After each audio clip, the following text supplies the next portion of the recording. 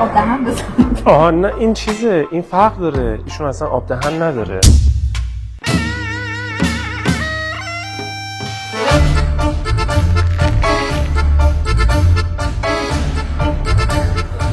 هم خیلی خوش آمدیم.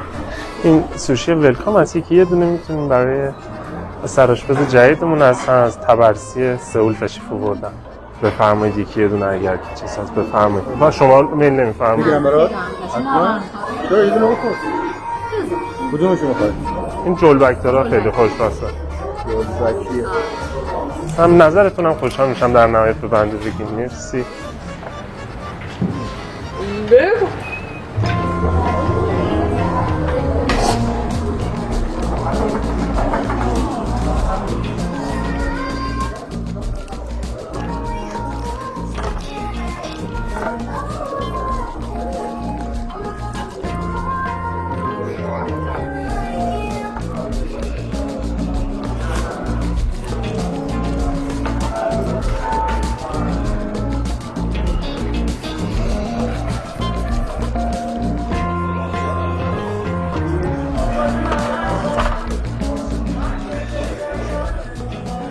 باشه مطلوب بیشتر آخر آقابت بهداشت داریم با دست بزن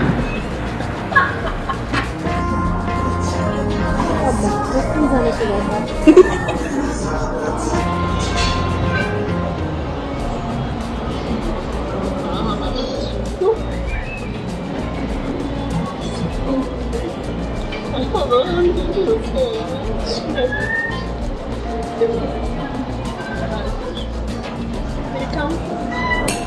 که منو نیارید خواهش میکنم خوبه کافیه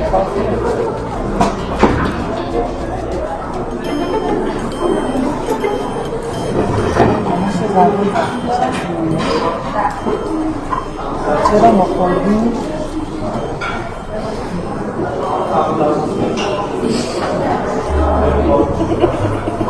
تو کمیای ما باید توفه داریم یه لیست دیگه یه تنها دو لیسته اونا خیلی حالم بده دقیقا هم روزدارم بایستم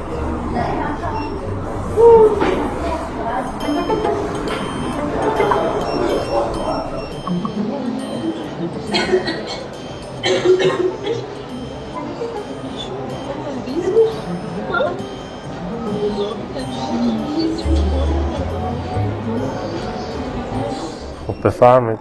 خیلی ممنون خواهش می‌کنم. نظرتون راجع به سوشیه چطور وای بود؟ روبرون وایستاده بود با زبونش این جلوق‌ها رو چیز که اصلا حالم باید ایشون آره چرا پف میزنه این مدلشه، این چیز بچه تبرسی سئول بوده. بعد نه بزاق مزاقش توی ریاضتایی که کشیده از بین رفته. قدرت لنفاوی هم ندارن اینا. اصلا قیافش رو ببینید کاملا مشخص. اون خشکتی که خوش تو دهنش اصلا اون زبونش توف نداره. بعد میکروبگیر هم نیست. آره خیالتون راحت باشه. ما ایرانی عادت نداریم آره اینا حالا باز هندیه که خیلی بدترن. ما از زیر بغل اینا این فقط چاقو رو میماله زیر بغلش. ببخشید نظرتون راجع به سوشی که خوردید چی بود؟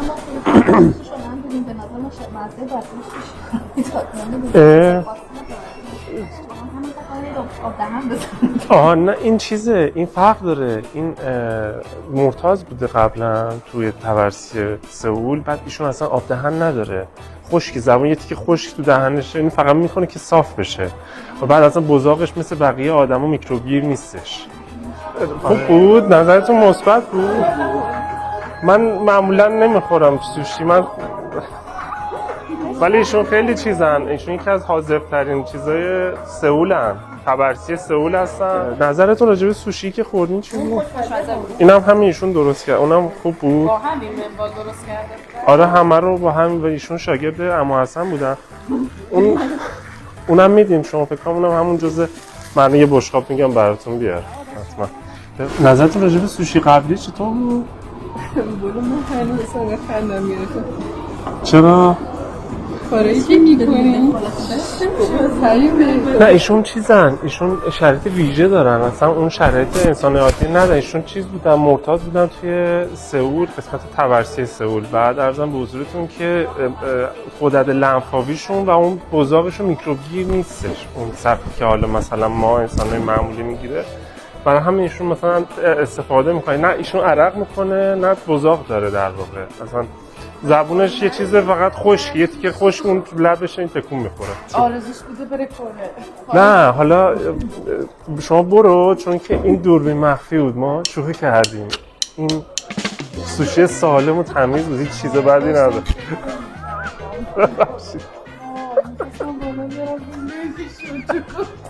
بعد چرا شما دیدین داره میلیسه این خوردینش تو رو درواسی موندین؟ ما ایرانی‌ها چرا اینجوری؟ درواسی موندن چه نمی‌فهمی آخه. ببخشید آنها خدا میدونه چه مریضی قراره بگیرم. بعد من قشنگ داشتم شما نمیگن تو رو درواسی اون سوشی رو برداشت، اینم داشت ریز می‌داشت، شما هم داشتین می‌خوردین. چیکار کنم نشد اینجا جالب، ولی واقعا فقط یک تا نوشابه ده من اینو بکنم. ببخشید ما مجموعه سوهان داره یه دوربین مخفی میگیره، شوخی بود همش.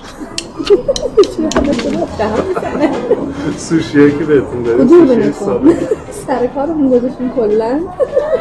چرا بابا دوربین مخفی؟ یه دونه هم تو اون کاسه سالاد است. گفتم پاشیم بریم بگم.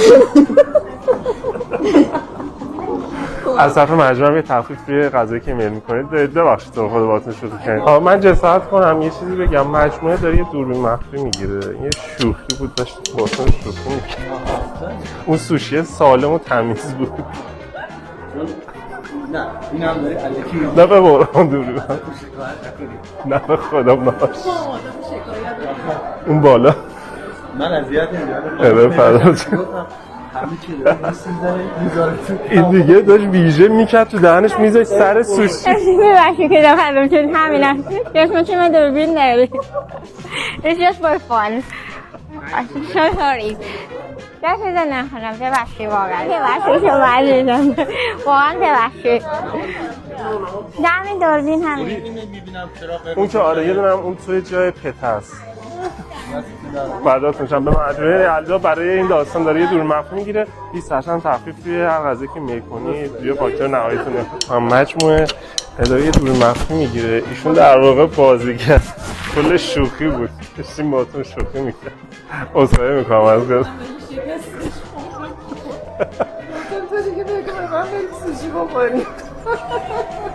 ببخشید فقط من قبلش که غذاتون میکنین ما در حال ضبط یه دوربین مخفی بودیم، بعد کل شوخی بود، این خانم اصلا اون سوشی رو درست نکرده بودن، ازتون عذر میخوام. از کجا معرفی ببخشید تو رو خدا. بای بای کنیم. یکیشون بالاست، یکیش این توه، یکم پشت سرتون تو ظرف سالاد اون بنده خدا. یه مجموعه نه مجموعه سیروان دوربین مخفی داره میگیره و همین مجموعه که توش هستین یه دونه تخفیف هم روی کل غذایی که خرید کردین بله هست. اگر میخوردم مجبوری آره اون که نه خیلی عزیزیم مخلصم، ببخشید تو خود باهاتون شروع کردم. قربون شما با اجازه خدا. بس شما برو دیگه با این توف مالی که کردی بیاین میبخشی.